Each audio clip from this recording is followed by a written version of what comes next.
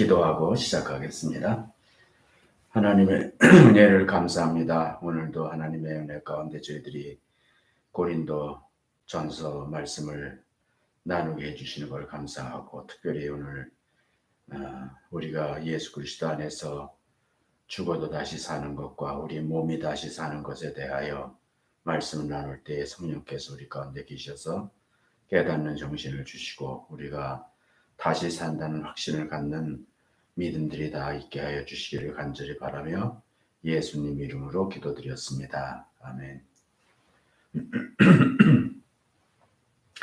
제가 고린도전서 지금 15장을 세 번째 하고 있습니다. 이 15장이 우리들에게는 고린도 교인들에게도 매우 중요했지만은 오늘 우리들에게도 너무나 중요한 말씀들이 기록이 되어 있습니다. 고린도 전서에 많은 내용들이 있었죠. 그런데 사실은 바울 사도가 15장에 와서 이제 기독교 신앙의 가장 핵심적인 그리고 절대로 중요한 이 부활에 대해서 작심을 하고 기록했다, 이렇게 볼 수가 있습니다. 이 내용이 이제 아주 길죠. 길지만 굉장히 논리적이기도 하고 또 조직적이기도 하고 이렇게 기록이 되어 있는 것을 볼 수가 있습니다. 그래서 예수님의 그 부활은 성경대로 이루어진 것이고, 또 실제로 그분이 육체로 부활하셔서 많은 사람들이 이름까지 대면서 많은 사람들이 예수님의 부활의 실체를 경험을 했다는 사실을 얘기하고, 바울 스스로도 부활하신 주님을 만났다, 이렇게 얘기함으로 말미암아 이거는 설명하고 이론적으로 얘기하는 것이 아니라 사건이라 그랬죠. 경험한 겁니다. 경험. 사실이란 말이지. 사실을 경험한 것을 가지고 이제 예수 부활의 역사적인 확실한 내용들을 기록을 했습니다. 예수 그리스도의 부활과 믿는 자들과의 관계에 대해서 제일 중요한 것이 이제 죄 사함의 증거라고 그랬죠.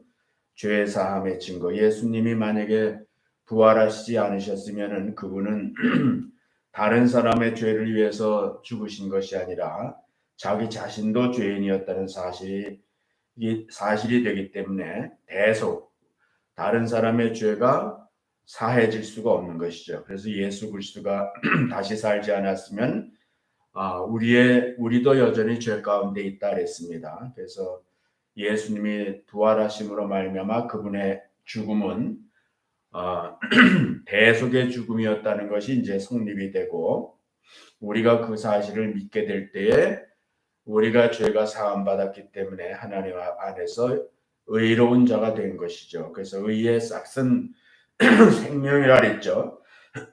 죄의 싹은 사망이고 의의 싹은 생명이기 때문에 우리는 이제 죽음 자체가 우리에게 적용되지 않는다 그랬습니다. 하나님의 그 법에 의하여 예수 믿는 사람들은 이미 그 죄의 싹은 사망인데 그 죄가 다 해결됐기 때문에 그 사람에게는 사망이 해당이 안 된다는 거예요. 그래서 우리는 필연적으로 의의 생명을 가지고 있기 때문에 우리는 육체까지도 우리가 다시 영적으로 살아나고, 그 다음에 이제 몸도 예수 그리스도의 몸과 같은 영광의 몸으로 다시 우리가 산다. 이것이 이제 믿는 사람들의 소망이고 가장 중요한 핵심이며 예수님이 십자가에 죽으시고 부활하신 목적이 될 수 있다, 이렇게 얘기를 지난 시간까지 했습니다. 오늘은 이제 제일 궁금한 거죠. 예수 믿는 사람들이 이제 우리가 부활을 믿는데 여기 지금 성경에서 15장에서 얘기하는 것은 오늘 35절부터 44절까지의 내용은 몸의 부활입니다. 몸, 우리가 이 형체라고 그랬으니까 형체. 그래서 예수 믿는 사람들이 부활하는데 다시 사는데 이미 영원한 생명을 가지고 있죠. 그 생명에 합당한 몸을 형체를 갖게 되는데 어떻게 우리가 그 형체를 갖게 되느냐에 대한 내용을 쓰고 있는데 여기에 지금 35절에 보면은 누가 질문한 거에 대한 답변 형식으로 쓰고 있습니다. 그런데 그 질문의 35절의 내용을 한번 보시면은 누가 묻기를 이거는 이제 누구라는 거는 어떤 특정인이기보다는 아마 바울 사도가 가상적으로 얘기했을 수도 있습니다만은 이거를 고린도 교인들에게 꼭 가르쳐 주기를 원했던 것이고 또 고린도서의 기록이 됨으로 말미암아 오늘날까지 온 인류에게 가르쳐 주고 싶은 내용이다 이렇게 볼 수 있겠죠. 사실 이거보다 더 우리에게 관심을 끄는 내용이 또 있겠습니까? 예, 우리가 실제로 어떻게 부활하는지, 어떤 몸으로 다시 사는지에 대해서 매우 관심이 높은 것이죠. 그리고 이것이 부활을 믿는 사람들에게는 꽃과 같은 거죠. 실제로 그렇게 예수님이 부활하신 영광의 몸을 가지신 것 같이 우리도 그 몸을 갖게 되었을 때 드디어 구원, 그 구원이라는 것이 그 완성이다, 구원의 완성이다 이렇게 볼 수도 있지 않습니까? 그래서 누가 묻기를 이렇게 시작하는 거예요. 묻기를 죽은 자들이 어떻게 다시 살며 어떻게 다시 사냐 이거죠. 어떻게 살아나냐 이거죠. 그 다음에 어떤 몸으로 어떤 몸이 되느냐 이거 어떤 몸이 되느냐 어떻게 다시 살며 어떤 몸이 되냐 그 다음에 이제 몸으로 오느냐 이건 시간적인 거죠. 몸으로 오느냐 그랬으니까 예, 사건적인 것이기도 하죠. 그래서 세 가지 이 얘기를 해야 되는데 먼저 이제 누가 묻기를 하고 이제 36절에 가면은 먼저 이 내용을 쓰고 있는데 어리석은 자여 너의 뿌리는 씨가 죽지 않으면 살아나지 못하겠고 이렇게 썼습니다. 어리석은 자라 그랬어요. 죽은 자들이 다시 살아나는 것에 대하여 부정적으로 여기서 지금 이 질문은 그렇게 될 수가 있겠느냐라는 그런 관점에서 한 거니까 부활을 믿지 않는 거죠. 네, 그 믿지 않는 사람들을 어리석다 이렇게 썼습니다. 어리석다. 그래서 어리석은 자여라고 이제 그 규정을 하고 너의 뿌리는 씨가 죽지 않으면 살아나지 못하겠고 그래서 이제 그 자연의 이치 가운데서 자연의 이치 가운데서 죽고 사는 것들 죽고 사는 것이 이제 가장 사람하고 밀접한 것이 씨앗들이죠. 씨앗. 예, 그 씨앗을 우리가 항상 그 씨앗을 심고 거두고 심고 거두고 이제 그렇게 하니까 가장 밀접한 관계에 있는 이 씨앗을 가지고 어리석은 자에게 이제 교훈을 하는 것이죠. 밤낮 씨앗을 뿌렸다가 거두고 뿌렸다 거두면서 그거 네가 부활을 믿지 않느냐, 부활을 이해할 수 없느냐 이제 그런 얘기를 하고 있는 것이죠. 그러니까 창조된 생명을 가지고 가르치고 있는 거예요. 이게 창조 세계의 모든 창조의 세계는 내가 여기 자연 계시라고 가로를 했는데 이 자연은 하나님의 계시란 말이에요. 사람들이 하나님에 대하여 알 수 있도록 하기 위한 하나의 책이다 그랬어요. 자연은 하나님의 책이다 이렇게 이제 보통 얘기를 하잖아요. 그래서 자연을 우리가 인간도 자연의 일부지만은 우리가 자연 속에서 살다 보면은 자연을 통해서 그 신의 존재를 창조주를 알 수 있단 말이에요. 창조주 자체가 있다는 것을 알 뿐만 아니라 그 창조주의 그 능력도 알 수 있고 신성도 알 수 있고 거기에 하나님의 그 오묘한 인격이 다 드러나 잠재되어 있다는 사실을 알 수가 있는 거예요. 그래서 사람들은 이제 신의 존재를 알게 되는 거죠. 농사를 짓는 사람들도 항상 신을 의식하죠. 하늘에다가 비가 안 오면 기우제도 지내고 뭐 농사가 잘 되면 고사도 지내고 뭐 하여튼 그런 그 항상 신하고 밀접한 관계를 가지고 자연 속에서 사는데 그것을 이제 실제로 이 씨앗들을 가지고 알 수 있단 말이에요. 원래 하나님이 인간을 창조하시고 모든 심에 있는 것을 인간의 식물로 주셨다 그랬어요. 그래서 인간은 처음서부터 창조될 때부터 그 이 씨앗과는 인간과는 깊은 관계가 있습니다. 그리고 그 씨앗 속에 하나님께서 오묘한 그 진리를 주신 거예요. 그것이 뭐냐면 부활입니다. 부활. 씨를 뿌려서 죽는데 씨가 죽는데 오히려 거기서 새로운 생명이 태어나게 된다는 거예요. 새로운 생명이 나오는 것을 본다는 거예요. 그것이 결국은 사실은 인간에게 처음서부터 이 부활에 대해서 새로운 형체를 인간이 가질 수 있다는 것에 대한 하나의 자연적 계시다 이렇게 볼 수가 있는 거예요. 로마서에도 보면 바울 사도가 1장에서 그렇게 썼습니다. 하나님께서 만드신 모든 만물에 하나님의 능력과 신성이 깃들여져 있다 그랬어요. 사람들이 그것을 아는데 알면서 그 하나님께 감사하지 아니하고 그 생각이 미련하게 되고 우준하게 되었다는데 그게 이제 어리석다는 뜻입니다. 썩어지지 아니하는 하나님의 영광을 썩어질 사람과 금수와 버러지 형성의 우상으로 바꾸어 섬겼다 이렇게 하면서 이제 거기에도 보면은 자연을 통한 하나님의 계시를 통해서 하나님의 전능하심과 또 신성을 알 수가 있는데 그런 하나님을 버리고 자기네들 마음대로 다른 것들을 이제 우상으로 섬기게 됐는데 그것이 바로 우준하다, 어리석은 자다 이렇게 얘기했는데 그래서 이제 부활에 대해서 믿지 않는 자들을 어리석다 이렇게 얘기를 했습니다. 그 다음에 이제 두 번째 질문이 그 어떻게 사냐? 사람이 어떻게 살 수 있냐? 거기에 대해서 37절 38절이 대답인데 또 너의 뿌리는 것은 장래 형체를 뿌리는 것이 아니요 다만 밀이나 다른 것의 알갱이 뿐이로되 하나님이 그 뜻대로 저에게 형체를 주시되 각 종자에게 큰 형체를 주시느니라. 이거는 유전자죠. 인간이 이제 지금은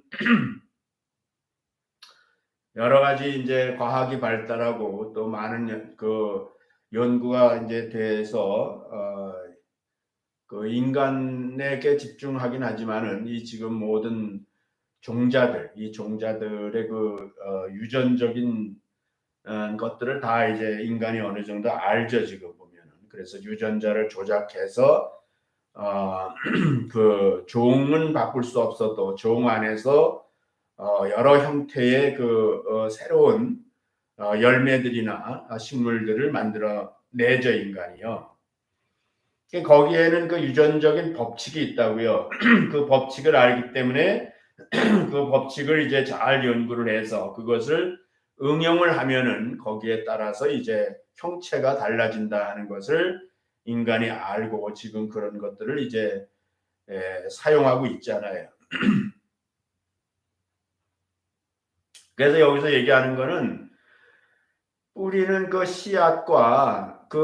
씨앗과 나중에 나타나는 형체가 완전히 다르다는 거죠. 그래서 씨앗을 뿌리는데 그것이 나중에는 그 형체로 이제 나타나게 되는데 그것이 이제 다른 모양으로 나타나지 않느냐 이제 그런 얘기를 하고 있는 거예요. 그런 것들은 뭐 아주 쉬운 얘기를 지금 하고 있죠. 바울 사도가 사람의 일상의 삶 속에서 늘 그 경험하는 거, 보고 아는 것들을 가지고 이제 부활을 설명하는 거니까 처음부터 하나님은 인간에게 씨앗을 주시고 그 씨앗과 인간은 뗄래야 뗄 수 없는 관계 속에서 살아가면서 거기서 진짜 배워야 될 건 먹고 사는 것만이 아니라 거기서 배워야 될 것은 끊임없이 이 부활에 대해서 그 배우도록 그렇게 하나님께서 섭리하신 것이고 그것이 이제 나중에 예수님이 오심으로 말미암아 비로소 그 진정한 부활, 인간이 죽음으로 끝나는 것이 아니라 다시 그 부활하고 그 형체가 이제 나타난다는 것에 대해서 이제 믿을 수 있도록 하기 위하여 그렇게 인류의 역사에 끊임없이 이 씨앗을 통해서 부활을 계시하셨다 이렇게 볼 수가 있는 것입니다.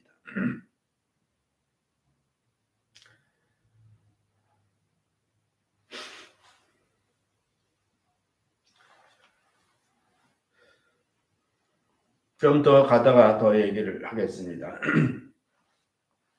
그 어떠한 몸으로 오느냐, 그래서 어떠한 몸으로 오느냐, 우리가 이제 그 형체가 이제 여러 형체가 나타나게 되는데 인간이 어떤 몸으로 오느냐 이제 그렇게 이제 질문을 했다 하고 거기에 대한 대답 형식으로 하는데 39절부터 좀 길죠. 요거는 같이 보시면 좋아요. 육체는 다 같은 육체가 아니니 하나는 사람의 육체요 하나는 짐승의 육체요 하나는 새의 육체요 하나는 물고기의 육체라. 하늘에 속한 형체도 있고 땅에 속한 형체도 있으나 하늘에 속한 자의 영광이 따로 있고 땅에 속한 자의 영광이 따로 있으니 해의 영광도 다르며 달의 영광도 다르며 별의 영광도 다른데 별과 별의 영광이 다르도다.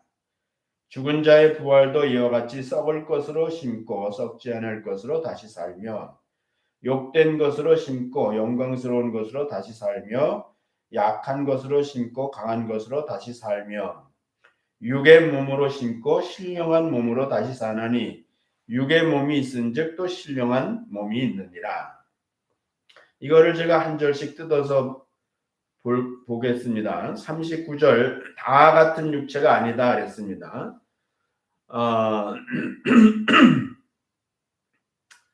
하늘에 있는 것들, 땅에 있는 것들, 그 이제 형체라고 그랬는데 육체, 형체 뭐 이렇게 했는데 다 다르지요. 그래서 육체의 다양성에 대해서 이제 얘기를 하고 그 뭐 수도 없죠. 사실은 그 생명체들이라는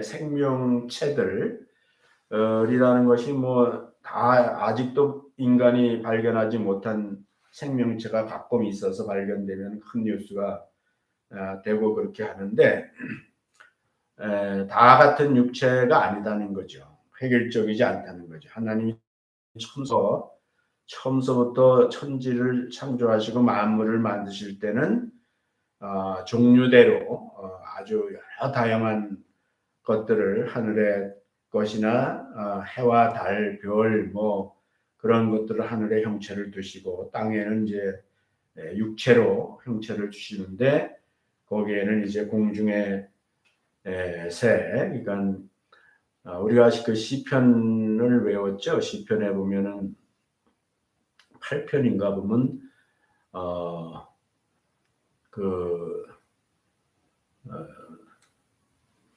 여호와의 주의 이름이 어찌 그리 아름다운지요 온 땅에 어찌 그리 아름다운지요 하면서 그 뒤에 이제 원수들에 대한 얘기하고 하나님은 그 주의 손가락으로 지으신 주의 하늘과 주가 베풀어 두신 달과 별들을 달과 별들을 내가 보니 사람이 무엇이간데 주께서 저를 생각하시고 인자가 무엇이간데 주께서 저를 권고하시나이까. 저를 천사보다 조금 못하게 하시고 주가 만드신 영어와 존귀로 간시우셨나이다. 주가 만드신 것들을 다스리게 하시고 만물을 그 발 아래 두셨으니 하고 곧 모든 우양과 들짐승과 공중의 새와 바다의 어족과 해로에 다니는 것이니이다. 여호와 우리 주여 주의 이름이 온 땅에 어찌 그리 아름다운지요. 이거는 거기 보면은 많은 그 다 열거하지는 않지만 그렇게 이제 하늘에 있는 것, 땅에 있는 것을 하나님께서 지으셨고 여러 모양과 형체를 가지고 있다는 것도 시편에서 이제 쓰고 있는데 바울 사도는 뭐 구약 성경에 능한 분이니까 아마 그런 것들을 다 알고 있죠. 말씀을 통해서 알고 있기 때문에 여기 이제 쓸 때 그냥 뭐 자기 생각을 쓰는 것이 아니라 기록된 말씀 속에서 부활과 관계된 내용들을 찾아서 쓰고 있다 이렇게 볼 수 있는데 물론 이건 성령이 하시는 일이죠. 하늘에 속한 형체도 있고 땅에 속한 형체도 있으나 그랬는데 하늘의 형체는 이제 해, 달, 별 뭐 이런 것들이고 땅에 속한 형체는 사람, 공중의 새, 짐승, 바다와조, 해로의 물고기 등 이런 것들인데 이런 것들이 이제 생명이 다양해요. 생명이 다양하지만은 차이가 있습니다. 거기 경계선이 있단 말이에요. 그 이 경계선을 생명들이 넘지 못해. 다시 말하면 생명이 자기 생명체를 바꾸지를 못한다고.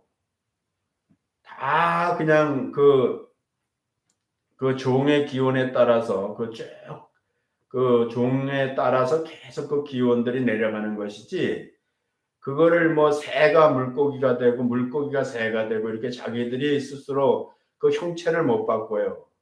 그건 하나님이 정해놓은 것이고 그것이 모든 생명체의 경계선이라고 하나님이 정한 경계선이고 그 경계선을 인간이 스스로 바꿀 수가 없는 거예요.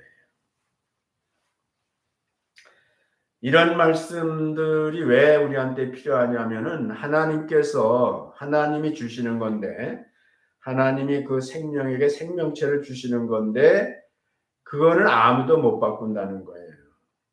그래서 어떤 생명체를 갖느냐에 따라서 그것이 이제 결국은 운명과 같이 되는 것이죠. 근데 지금 이 지구상에 있는 모든 생명체 가운데 가장 으뜸적인 거, 가장 영광스럽다고도 할 수 있고 으뜸적인 것이 이제 사람의 형체죠. 사람의. 그러니까 짐승들이 뭐 인간의 인격을 보는 게 아니에요. 짐승들은 형체만 보는 겁니다. 그러니까 이렇게 사람을 두려워해요. 맹수들도 사실은 사람을 제일 두려워한단 말이에요. 그러니까는 사람의 그 형체, 이 짐승들은 형체를 알아봐요. 형체를 알아봅니다.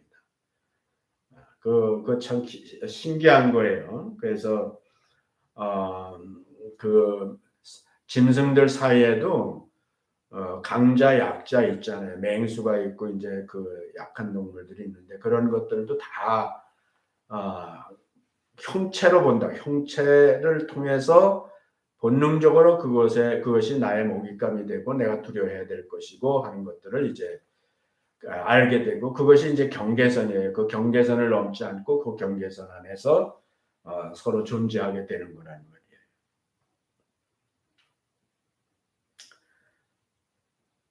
우리가 이 땅에서도 그러니까는 이 창조의 세계에서도 정말 그 사람의 형체로 내가 존재한다는 것이 얼마나 놀라운 것인지 뭐 인간으로 살아가는데 뭐그 고통이 있고 어려움이 있다 하지만은 그런 걸 떠나서 일단 기본적으로 그 많은 형체들이 있는데 그 형체 중에서 내가 사람의 형체가 된 거는 내가 원해서 된 게 아니고 하나님이 정하신 대로 내가 그 형체로 그 생명을 가지고 그 생명체로 내가 이 땅에 존재하는 거잖아요. 그리고 그거는 이제 바뀌지 않는 거죠. 우리가 살다가 뭐 몇십 년 살았더니 내가 뭐 소가 되고 뭐 말이 되고 무슨 뭐 개가 되고 그러는 게 아니잖아요. 죽을 때까지 끝까지 우리는 그 형체를 가지고 사는 거라는 말이죠.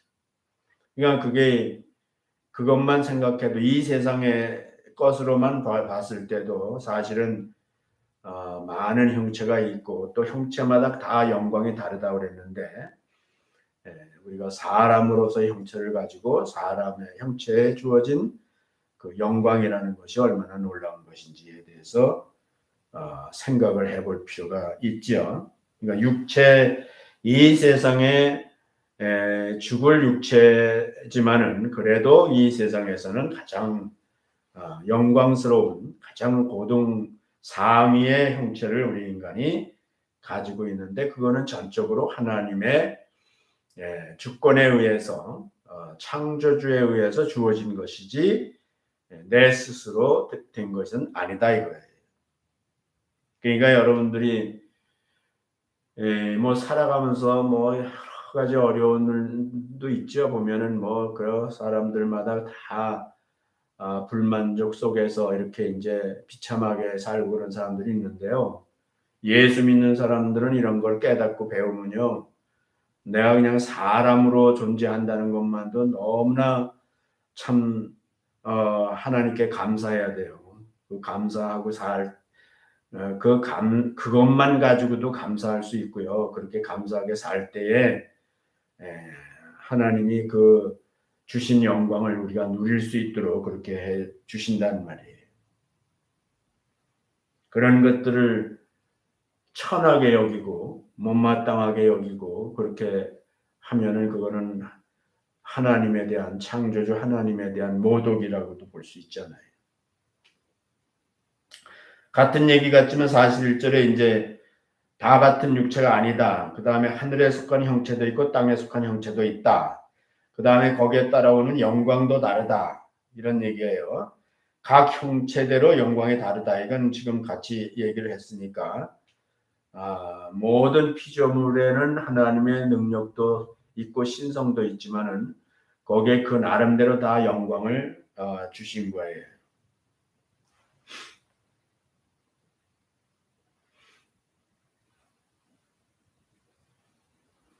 42절 보면 썩을 것으로 심고 썩지 아니할 것으로 다시 산다 그랬죠. 썩을 것으로 심고 썩지 않을 것으로 다시 산다. 이게 이제 씨앗 얘기를 하는 거예요. 씨앗 얘기를. 씨앗은 이제 씨앗을 심으면은 그 씨앗이 이제 썩잖아요. 근데 씨가 썩는 거죠. 씨가 썩는데요. 그 씨는 두 가지로 분리를 한다고요. 하나는 생명이 있어요. 생명. 그 씨눈이라고도 보통 그래 농사짓는 사람. 씨눈이 떨어지면 안 된다 그래가지고 이제 그 종자 내년에 또 심을 그 우리 한국에는 이제 벼 같은 것이 중요하죠. 밀도 이런 데 밀이고 그러면 그 씨에 생명이 있어요. 생명. 그 씨눈이라고 그래요. 거기서 생명이 나온다고 그렇게. 그 다음에 거기에 훨씬 많은 그 생명은 사실 보일락말락하죠.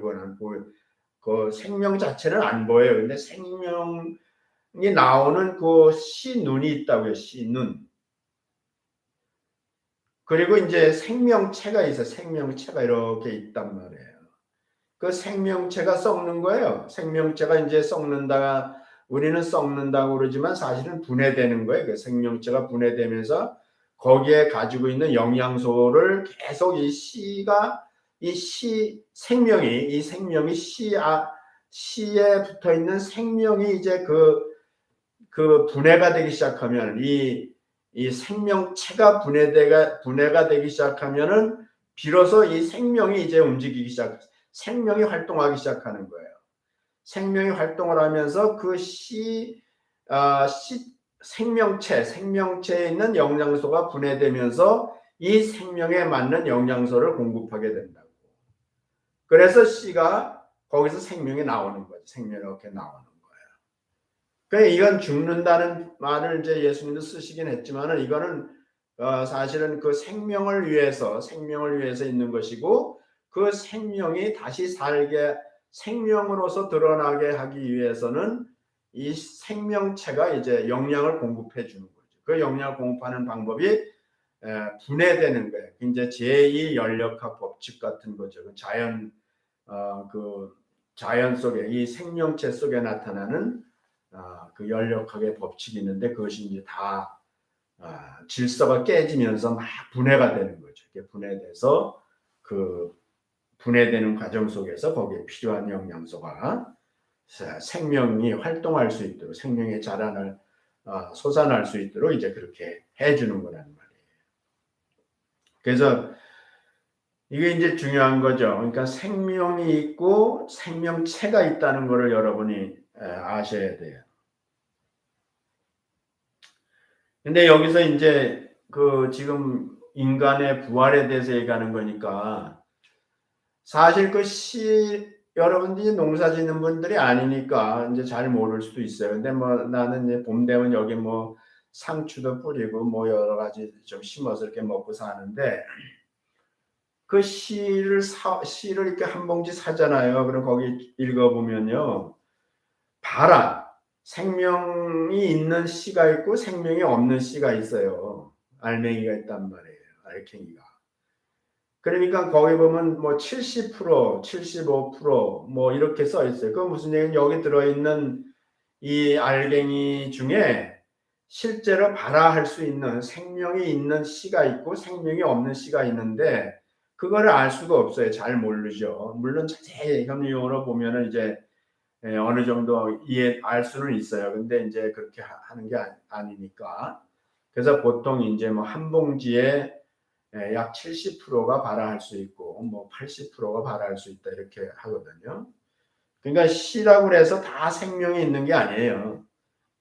생명이 없는 씨도 있어요. 그러니까 지금 우리가 이제 부활에 대해서 얘기하는데 사람을 얘기하는 건데요. 이 세상에 인간이 수도 없이 많이 살죠. 사는데 여기서 부활을 위한 생명, 부활의 생명은 있는 사람이 있고 없는 사람이 있어요. 그래서 부활의 생명이 있는 사람은 다시 살 수 있는 부활의 생명이 있는 사람은 사실 이 생명체, 이 육체죠. 이 육체가 생명체가 이게 죽죠. 우리가 생명체가 죽는데 부활의 생명이 있는 사람은 그 생명체가 죽어 없어지는 게 아니라고요. 그러니까 씨앗이 생명이 없는 씨앗은 그냥 없어져 버려요. 사라져 안 나온다고. 이렇게 요만한 그 컵에다가 쭉 씹어서 어떤 건 나오고 어떤 건 안 나오고 그런데 보면은 그 안에 씨가 그냥 생명이 없기 때문에 그냥 썩어버리고 분해만 돼버리지 생명체를 키우지 못한다. 생명이 없기 때문에. 생명체가 생명을 키우지 못한다. 그러니까 다른 건 뭐 다 잊어버려도 괜찮고요. 우리가 그 씨를 가지고 지금 이제 비유를 들었으니까 그걸 이제 좀 더 연관해서 보는 건데요. 이 세상에 우리가 육체를 가지고 있는데 이게 생명체죠. 생명체를 가지고 있는데 실제로 다시 사는 생명이 있는 생명체가 있고요. 생명이 없는 그냥 알갱이가 있는 거예요. 사람도. 이 세상에는 사람도요. 근데 그러면 생명이 뭐냐? 그 예수님이 계속 얘기하신 거죠. 내가 뭐 생명이다, 생명이다 이렇게 얘기하신 거죠.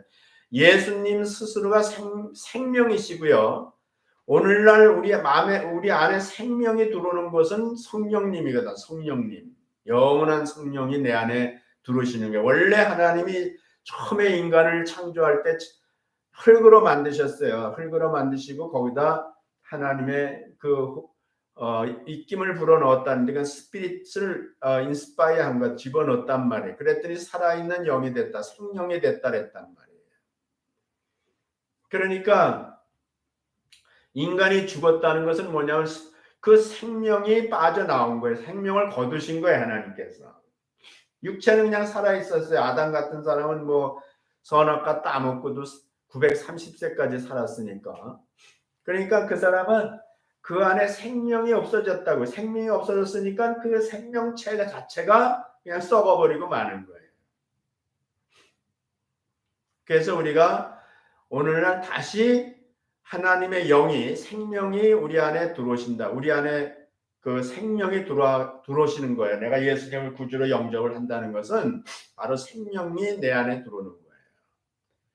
그래서 그 생명이 있는 사람은 이 육체가 죽지요. 우리가 썩는단 말이에요. 우리가 이제 사라질 수 있죠. 그렇지만은 그것은 오히려 그 생명을 다시 살게 하는 과정이 될 수 있다는 거예요. 그래서 우리가 이 세상에 생명 없는 생명체 알갱이로만 존재하면은 그거는 이제 의미가 없고 이제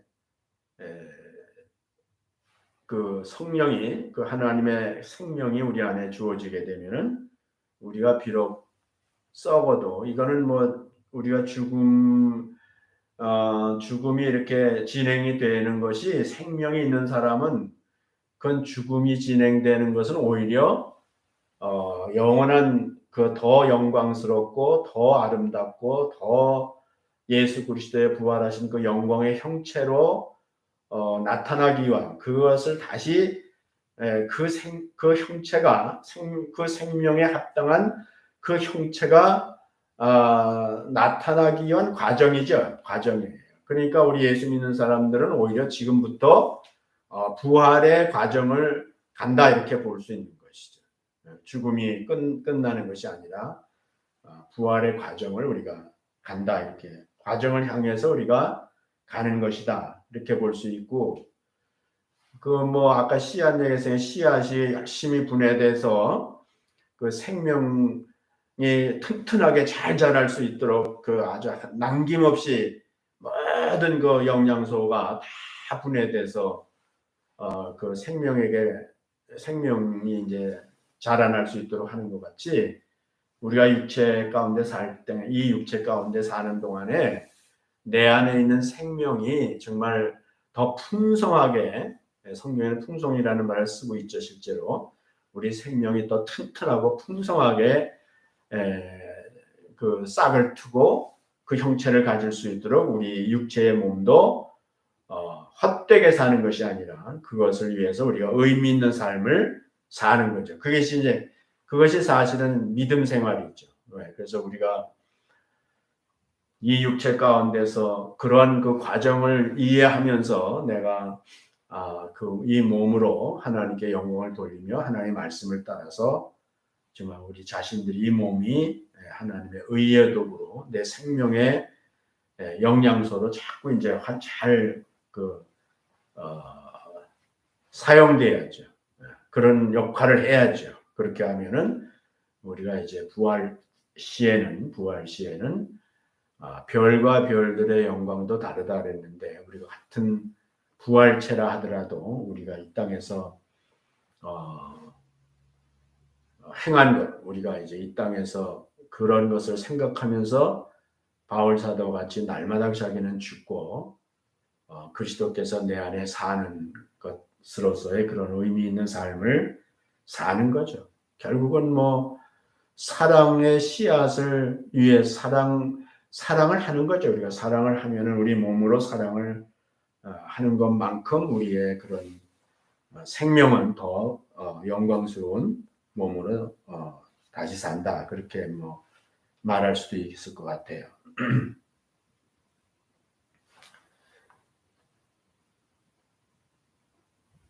욕된 것으로 심고 영광스러운 것으로 산다 그랬습니다. 지금 얘기하는 거는 뭐 같은 내용인데 43절에 약한 것으로 심고 강한 것으로 다시 산다. 그러니까 서로 이렇게 대조해서 얘기하는 거예요. 우리가 지금 이제 장차 우리가 다시 살고 그 하나님이 입혀주시는 그 새로운 몸과 우리가 지금 생명체로서 생명을 위해서 희생되는 것 같은 그런 우리의 것들이 그런 것들과 이렇게 대조해서 그 얘기를 하고 있는 거다 이렇게 볼 수 있는 거죠.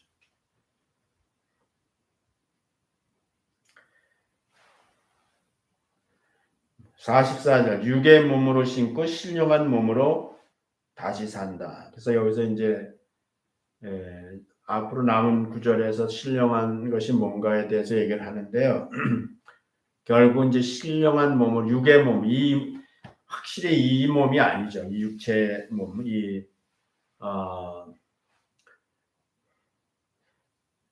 자연의 그 법칙에 지배받는 그런 육체가 아니고 신령한 거는 이제 하늘에 속한 육체를 신령한 육체라고 그러고 예수 그리스도가 이제 예수님을 이제 신령하다 이렇게 얘기하는데 신령한 몸으로 우리가 다시 산다. 그러니까 전혀 지금 우리가 겪고 있는 이 몸하고는 완전히 다른 몸이죠. 똑같은 몸은 몸인데 그 내용이 완전히 다른 몸이에요. 그러니까는 일단 썩지 않는다 그랬고 요한계시록에 보면은 슬픔이나 고통도 없다 그랬고 영원히 산다 그랬고 영광 가운데 산다 그랬는데 사실 그거는 우리가 이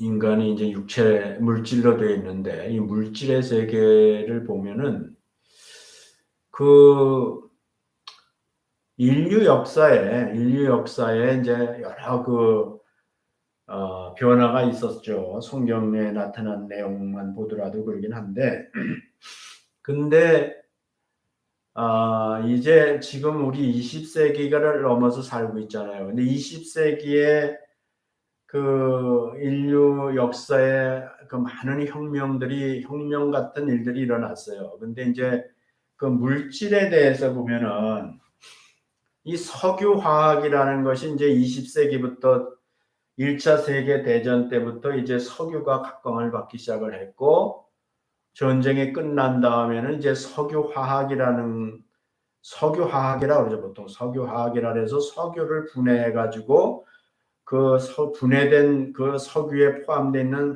많은 그 물질들이 있어요. 그 물질들을 분리해 가지고 물질들을 분리해서 그 물질에 따라서 여러 가지 화학 제품들을 만들어낸다고 화학 원소들을 만들어냈죠. 처음에는 뭐 불 켜는 걸로 시작했죠. 뭐 성경에는 이제 그 역청이라고 그러는데 그 역청은 노아 방주 때 이미 썼어요. 노아 방주 때 방주 만들 때 이미 그 역청을 썼고 그 후에도 뭐 모세 그 바구니에 모세 그 강물에 보낼 때도 바구니 역청을 치렀다고 그랬고 그 이사야서에는 이제 그 역청 불 붙는 역청이라고 해서 그게 석유라는 것이 이제 확실한 거예요. 불 붙는 역청이라고 성경에 나오거든요.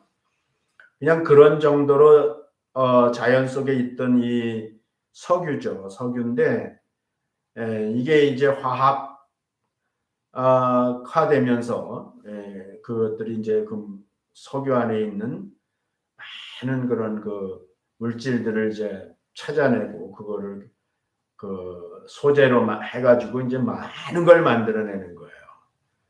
그러니까 지금은 석유에서 축출한 그 원소들을 가지고 만들어낸 물건들이 사실은 지구를 덮고 있습니다. 지구를 덮고 있고 우리는 뭐 입는 옷부터 시작해서 뭐 밥 먹을 때 쓰는 수저 포크 하여튼 모든 것들 지금은 뭐 의약품까지 만들어요. 화장품, 의약품 내가 한번 찾아보는데 너무 많은 거예요. 너무 많은데 그냥 거기는 그 종류를 수를 다 알 수 없다 할 정도로 지금 그 석유화학 제품들이 온 지구를 덮고 있는 거거든요. 그런 것에 의해서 오늘 우리가 인간이 사는 데 있어서 이 물질 속에 사는 데 있어서 사실은 20세기 석유화학이 있기 이전하고 이후에 하고는 완전히 다른 세계를 살죠. 옛날에는 다 그 자연을 가지고 일반 자연을 가지고 이제 소재를 가지고 뭘 만들고 그러면 그 다 썩어버리거나 오래되면 녹슬거나 뭐 이렇게 해서 결국은 또 이제 만들어야 되고 그것이 일이었잖아요. 근데 뭐 지금은 바가지 하나만 가지고도 옛날에 박 심어가지고 그 박 타가지고 그거 말려가지고 그 속 다 파내가지고 그래서 이제 바가지를 몇 개씩 걸어놓고 그리고 이제 쓰고 그랬잖아요. 근데 지금 플라스틱 바가지 하나 사면은 그거 일부러 그 깨뜨려 버리기 전에는 일부 깨지도 않죠, 여간해 가지고는. 근데 그거 평생 쓸 수도 있어요, 보면요. 그러니까 그런 식으로 해서 지금 인간 세계에도요, 신물질, 과거에는 상상도 못하고 알지도 못했던 그런 신물질의 발견을 해가지고 그거를 응용해서 오늘날 인간이 이 땅에 너무나 지금 그 인간이 풍요롭게 살고 있는 거죠. 편리하고 풍요롭게 살고 있는 거죠. 옛날 사람들은 상상도 못하죠. 지금 우리가 사는 이 세상을 상상도 못합니다. 그러니까 이 세상에서도 그런 그 변화가 있단 말이에요. 그 영원한 건 아니지만은 과거의 것에 대하면 유한한 그 것에 대하면은 거의 영구적이잖아요. 영원한 것이 되잖아요. 그런 것들을 우리가 사용하고 살고 있고 지금 그러는 걸 보면은 우리가 이 부활을 못 믿을 이유가 하나도 없어요.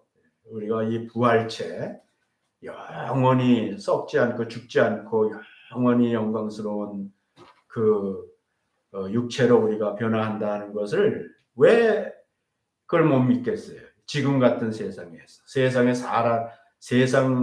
이 세상의 그 물질 문명도 그렇게 실제로 변화해서 지금은 이 석유 화학으로 인해서 온 세계가 지금 다 말할 수 없는 그런 그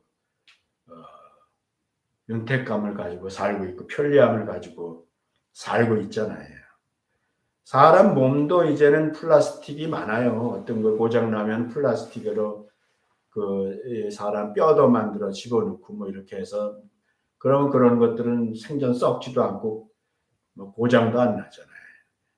임플란트 같은 거 하고 그러잖아요.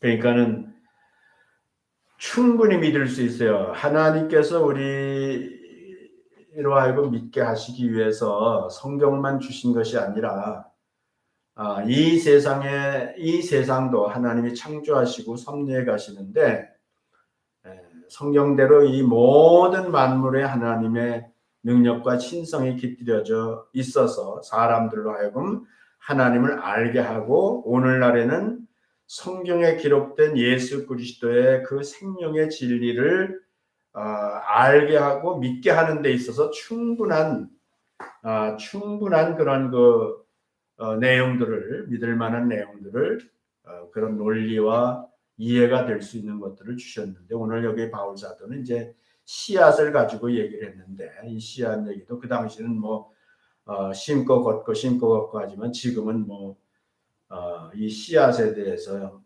너무 많은 정보들이 있지 않습니까? 그래서 우리가 이제 신령한 몸으로 다시 산다.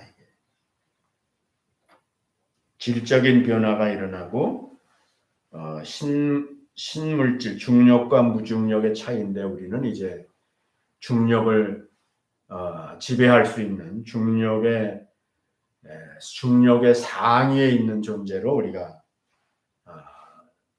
그런 육체로 그런 몸으로 그런 형체를 갖게 된다는 거예요. 그 예수님이시죠. 예수님이 그래서 승천하셨죠.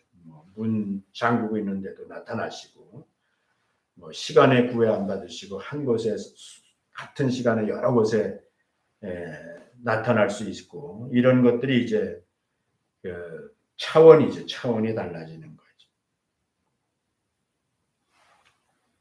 육의 몸으로 씹는다는 건 이제 아담은 원래 흙이라는 뜻입니다. 아담. 그래서 우리는 아담의 성품을 아담에게 물려받은 이 육체를 이제 우리는 씹는다는 씨앗을 비유해서 말하면 씹는데 우리는 죽는 것이죠. 근데 생명이 있는 사람들은 이제 그것이 죽는 것이 아니라 오히려 그것을 통해서 우리가 더 영광스럽고 신령한 몸으로 다시 살게 된다는 거예요. 그래서 흙에 속한 몸이 있고 하늘에 속한 몸이 있는데 다음 시간에 얘기할 거예요. 그거는 이제 우리가 그렇게 되는 원인이 뭐냐? 그 원인이 바로 첫 아담, 둘째 아담인데 그 첫 아담과 둘째 아담의 차이가 뭐냐? 하나는 흙에 속하였고 하나는 하늘에 속하였다. 그래서 우리가 흙에 속한 형상을 입은 것 같이 우리가 이제 하늘에 속한 형상을 입게 된다. 이렇게 얘기하면서 많은 그 육체에 대한 얘기를 했지만 결국은 예수 그리스도의 부활의 형체를 우리가 갖는 거예요. 성경대로. 그리스도의 몸과 같이 변케 하시리라 그랬으니까 그거하고 그다음에 오늘 공부한 것 중에는 생명이 있는 생명체가 있고 생명이 없는 생명체가 있단 말이에요. 오늘날 우리는 예수 그리스도가 생명이거든요. 그래서 예수 그리스도를 내 마음에 영접하고 성령님이 보증으로 내 안에 계시면 나한테 생명이 있는 것이고, 그 생명은 반드시 이제 생명체를 새로운 생명체로 나타나게 되는 거죠.